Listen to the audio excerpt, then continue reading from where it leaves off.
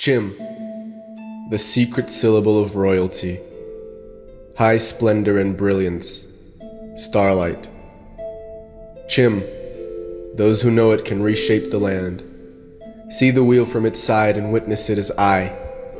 Recognize in yourself the whole of creation and see that you are nothing. And being nothing, you are everything. This is the great secret. What am I talking about? Come aboard the journey, Enwa, and discover the beautiful truth hidden in this concept.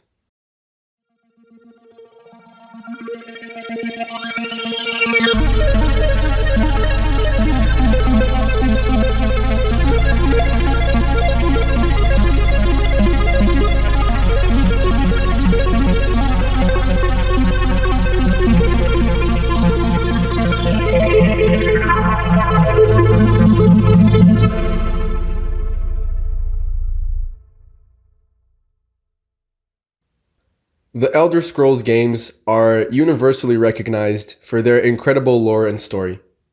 In fact, one of the main writers for the series, Michael Kirkbride, was heavily interested in Gnosticism and Hindu philosophy when he was doing his work for Morrowind.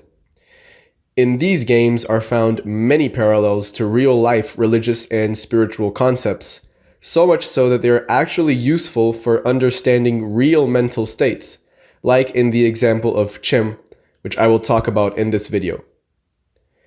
I am personally a very big fan of all the Elder Scrolls games, especially Morrowind, and so this is also a personal favorite topic for me. If you aren't that big of a video game nerd, this video might still be interesting for its spiritual content, so stay with me a bit while I explain the basic lore of this universe. The story of the creation of the Elder Scrolls universe is basically a modified Gnostic or Kabbalistic creation myth. In the Dawn era, as they call it, there was initially nothing at all. Void, zero, emptiness. But, as we all know, 0 equals +1 minus 1. So, there immediately or timelessly emerged two opposite forces, one of chaos and one of order, which are called, in the games, Anu and Padme. Anu being order and Padme being chaos. The interplay of these two primordial forces ends up producing various beings, called the Et Ada or original spirits.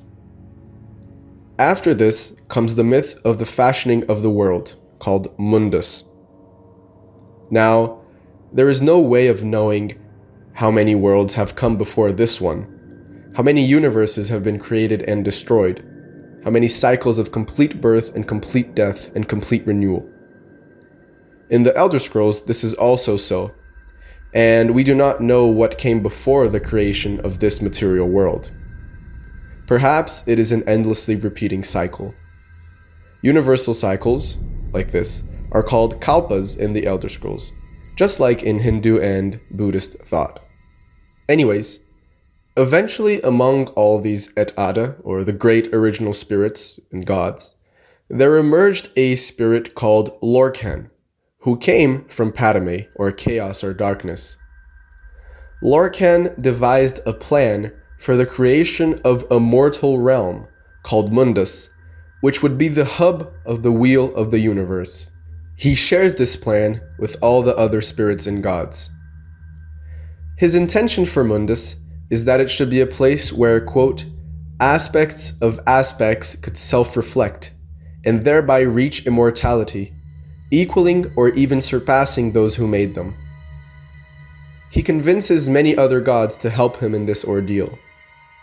What they do not know is that they will actually sacrifice themselves, giving up their energy and life force in order to sustain Mundus. After the creation process begins, a number of spirits end up realizing this and flee from the new world which is being created. Instead, they create worlds of their own, micro-realms in which only they have power. These spirits are called Daedra, and are mostly classified as evil in the games. Now, the gods who stayed behind to help in the creation of Mundus are mostly crippled or extinguished, killed.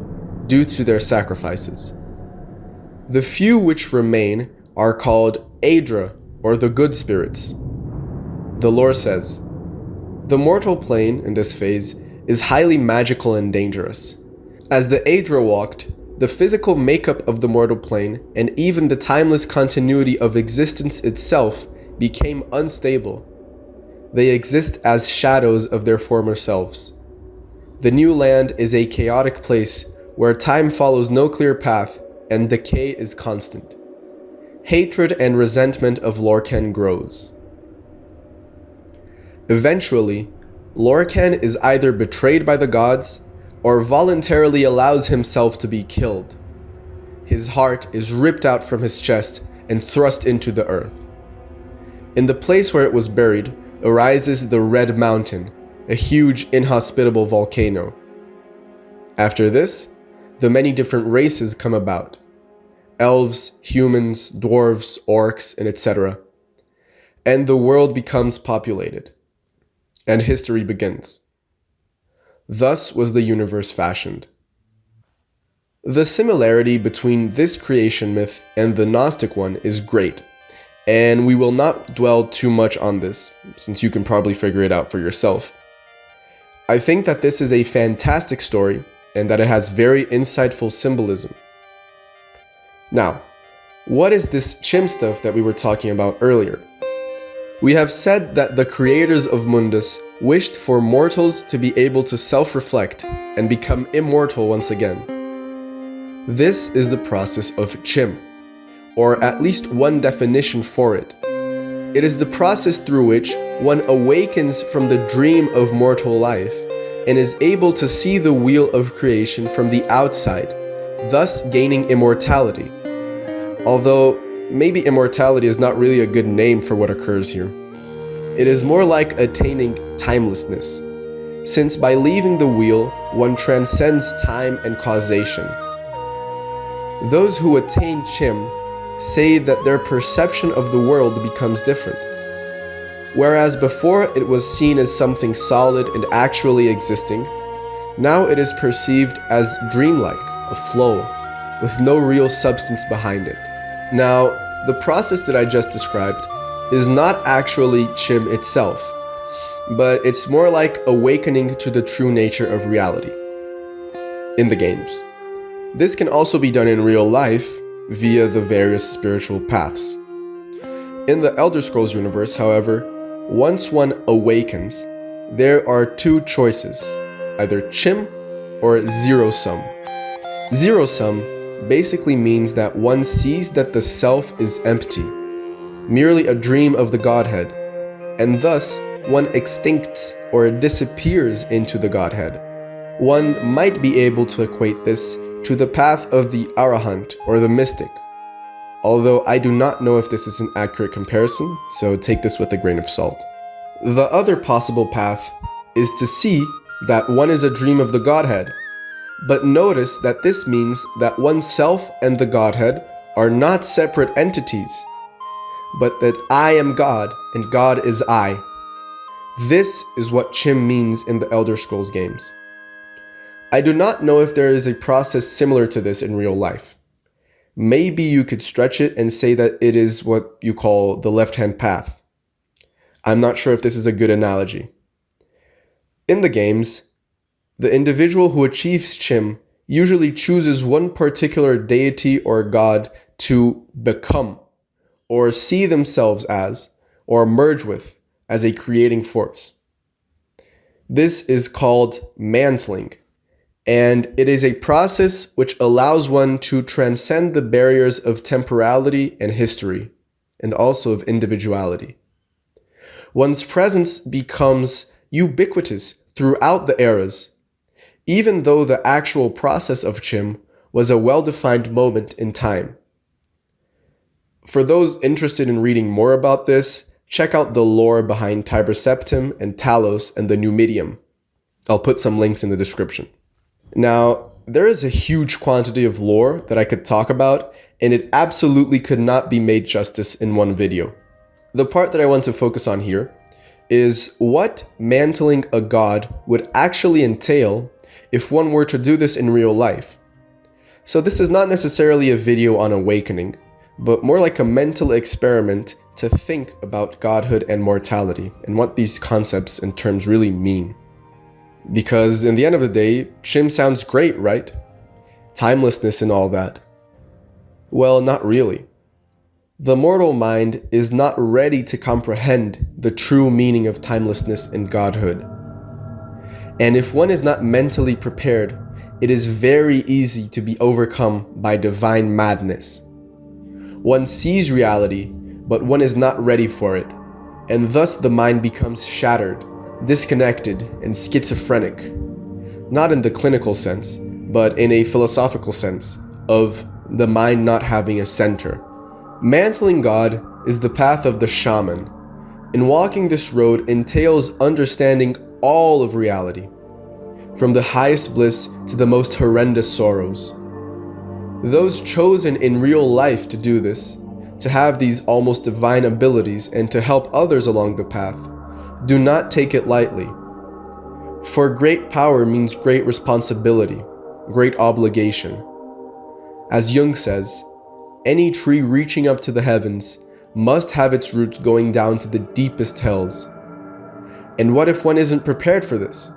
Or if the mind is not sufficiently purified? Then one simply breaks. Kanye West's song, "I Am a God," illustrates perfectly the divine madness which occurs when a mortal attempts to become divine. I don't know if you guys know of this song. It's very popular. It's a great song. During the song, the narrator equates himself to a god, even on equal footing to Jesus himself, and he is in a complete ecstasy. But we see that this ecstasy does not last long, for only mortals are truly free. The gods live forever, an unthinkable thing for a mortal mind, an endless torture. The madness of divine knowledge ensues. The narrator begins to scream in a claustrophobic manner, like somebody who is being buried alive or running from a great monster in a labyrinth. But there is no escape. The divine energy, infinite, completely consumes the mortal frame, and in the end, nothing is left but the magnificent soundtrack of reality. The individual who wished to mantle God was not ready. Their mind was not prepared, for they only saw the divine ecstasy, but neglected to understand, to give space for, and to respect its twin brother, divine suffering. If the gods are divinely ecstatic, it is only because they may suffer in exactly equal proportion. There is no other way. And so, in the end, the narrator of the song is destroyed. Being immortal also means that nobody really cares about you. I mean that you can do whatever you like, with little repercussion outside of maybe social backlash or something like that.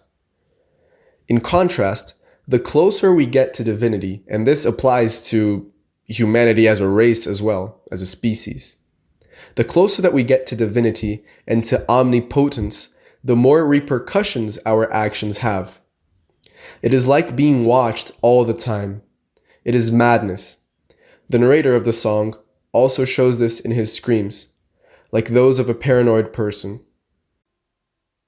Whew, what a bunch of crazy talk, no? Well, I personally only have a small bit of experience walking the shaman's path, if you can call it that, and I have certainly had my fair share of close encounters with madness. One of my friends, who is a great spiritual guide, once told me that the spiritual experience and the schizophrenic experience are the same thing, the only difference being that one comes out of the first experience with an integrated mind, while the latter experience shatters the psyche and leaves one without a paradigm or mental structure. Whether this is true or not, I do not know, but it does certainly seem like it, especially when we look at cases of psychosis and other sorts of mental breakdowns which occur every once in a while in, for example, meditation retreats or other similar events and circumstances. Most spiritual traditions emphasize personal development as a protective barrier against such mental disintegration. This may even seem counterintuitive, since the end goal is always to transcend selfhood. But in order to be able to transcend something, we must first have built that thing up. You can't let go of something that doesn't exist. Otherwise, you will not have any substance to work with, and then who knows what might happen. Because of this, and I think this is the great lesson here, we have to be humble in relation to spiritual experience. And by this I mean that there is no reason to rush things. Once you are on the path, there is no real leaving. As long as you walk, you are getting closer and closer to the goal. In traditional Judaism, young people are not allowed to learn the more esoteric, Kabbalistic teachings, since it is assumed that they are not prepared and have a great chance of going crazy. One must have the life experience, the background and preparation in order to learn these things. For the Kabbalists, this is around 40 years of age. So let us be humble, and let us never neglect practical development for the sake of high and elevated teachings. I've talked about this in my previous video on the importance of practice. Anyways, that's all for today. I hope that you have enjoyed the video. It was quite fun for me to write and make, as I am a great fan of the Elder Scrolls and its lore. I hope that you are all doing well and are at peace. Thanks for watching, and I hope to see you soon once again.